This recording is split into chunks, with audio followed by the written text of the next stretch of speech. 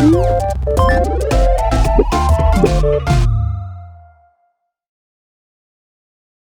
welcome to the Dev Corner of episode 2 New Sanok. We are going to discuss anything you guys are curious about the development of PUBG. So my name is Groza. And I'm Servani. To speak with us about the new version of Sanok, we'll be connecting to Dave here. Hi Dave. Hey guys, thanks for having me. So Dave, before we jump into questions about the map, can you tell us a little bit about yourself, who you are, and your role in PUBG? I am creative director at PUBG Corporation. I am in Madison, Wisconsin, USA, and my primary focus is maps, modes, and experiences for PUBG. We might call the father of Sanok. Father of Sanok. Is that right? Yeah. So what do you think is the general biggest difference in the new Sanok? The biggest difference is absolutely the terrain rework. We've spoken with the fans, we've spoken with esports players, and more importantly, we have 1 million hours of heat map data. And what we were seeing on old Sanhok was you were almost always losing fights to Big Mountain, or you're almost always getting killed crossing the river. So that was the number one thing, is to make getting around the map a little bit easier, which I think opens up gameplay possibilities and makes some of the gunfights a little bit more fair. So Dave, how much do you think players' gameplay has been changed in New Sanok? You're having to be a little bit more crafty and tactical about where you, hide and where you go to survive. Quarry, for example, is a location that I think has been redesigned from the ground up to be more fair, more balanced, more loot rich. Painan, same thing. It's a centrally located river town, but we just thought there was some opportunity to make it play a little bit better. I would say overall, if this doesn't sound too cocky, I think it plays the same but better. Yeah, I think I really agree about the same but better, because I think players do tend to use the map much bigger now. Before, in previous Sanok, including myself, we were always dropping in the bootcamp only to have a quick fight and just leave the game. But now in remastered Sanok, we are using the map a whole lot bigger. So it is more various ways to explore the new Sanok. I love every buildings in New Sanok, but people might think about the new bootcamp. People gonna hate it, people gonna love it. I want to know the reason why you changed the new bootcamp. It's funny, that I think to me was the biggest surprise, is how many fans really loved the old lobster building. It's something we always enjoyed, we thought it was cool, but we really felt that bootcamp is such a played hot drop. We totally understand that, some players are going to miss the lobster, which makes my heart feel good. I'm glad to hear that. But we also want to provide fresh experiences. I've heard you love old bootcamp. Yes, my old bootcamp was my number one way to kill hot drop zone. I'm sorry. Always just drop into the bootcamp, and try to struggle to search for a weapon and just get insta-killed in 5 seconds.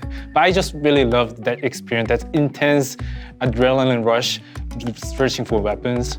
But yeah, I have those same memories. Sanhok was such an interesting adrenaline boost in the arm of PUBG. There's nothing to say that the map won't have future updates. This is a living game.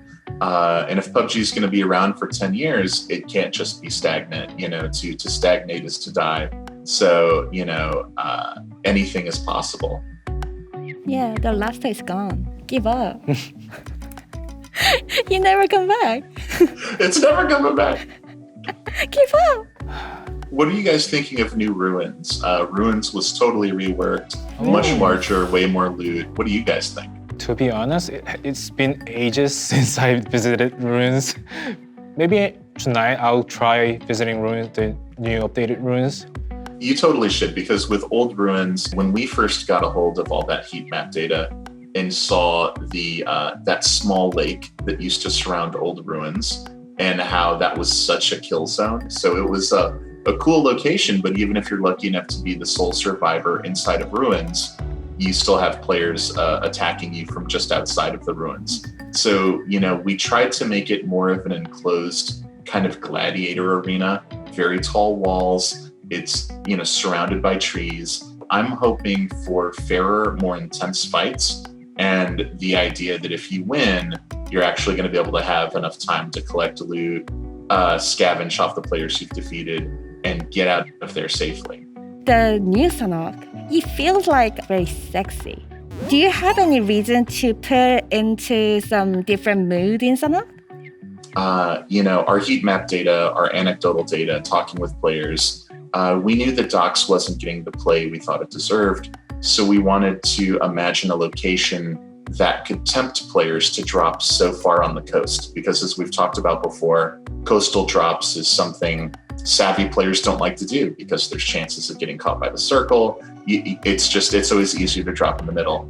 We knew we wanted to make a really fresh location to make players take a chance. Ashley's Black Cat Club, which, just fun fact, it's named for Ashley Nam, who's our VP and an amazing person. We wanted to make a location that had a little flavor. It had a little sex appeal. It had a little mystery. And it's this really gritty, interesting, dangerous place for players to have cool gunfights. And my favorite shotgun battles are when I'm behind the bar at Ashley's Black Cat Club. I think that's like, you feel, like you're in a movie when you're blowing guys away inside that building. So Ashley's has a building. And how about you? Don't you have any buildings you name after it? I always feel awkward about that. I am too shy to put my name on a building in PUBG. I would rather honor my coworkers. So how did you come up with the new idea of Loot Truck?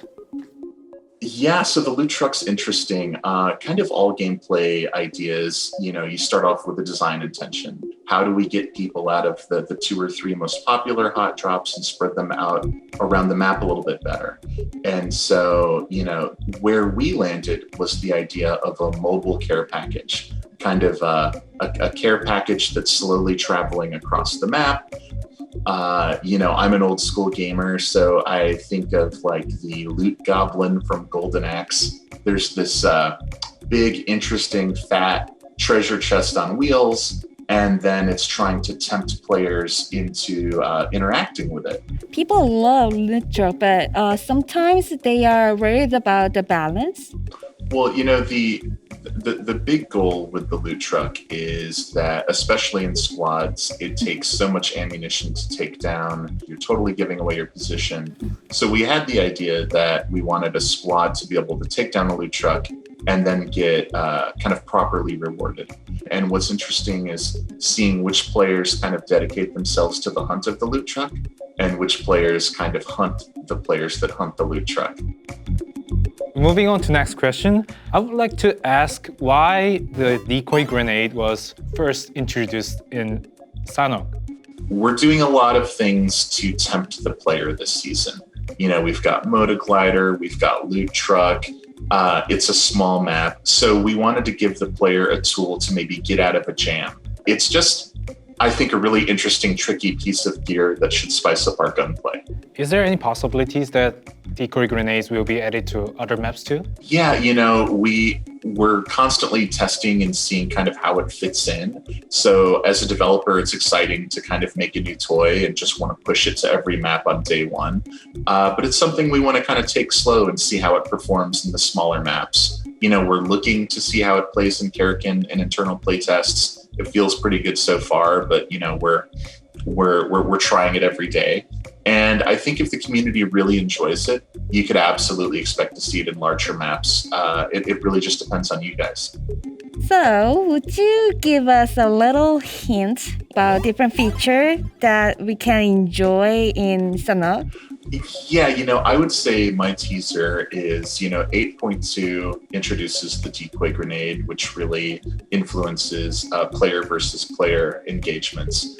And in 8.3, we have something in store that really is more player versus environment. It's going to be a bit of equipment that allows for players to try to gamble on making a play towards the end game. And I'm really excited to see how the community responds to it. Oh, I'm looking forward to it. It's going to be good. If there were 3 words you could use to describe Sanhok Remaster, what would they be? Yeah, I would say beautiful, dangerous, and fun.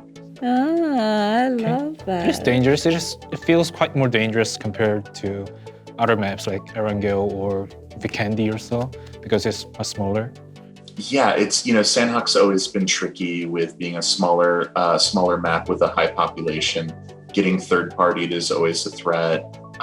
In the old Sanhok, getting caught behind really vertical cliff faces and dying to the circle was a threat. So we wanted to maintain that edge. We think it's a spicy map. It's part of that danger is, I think, the appeal, just like spicy food. But we wanted it to be more fair at the same time. Now I hope when a player is denied that chicken dinner, they at least feel that it was a competitive fight, a fair fight. Thanks, Dave, for joining us today to our shows. And we're gonna say goodbye to them. Yeah, let's say goodbye. Goodbye to players, and I will see you guys on the battlefield. So this is all for today for questioning about the new Sanhok. But if you have another questions, so please write the comment in the YouTube video. So see you guys on the next episode of the Dev Corner. Bye bye. Bye-bye.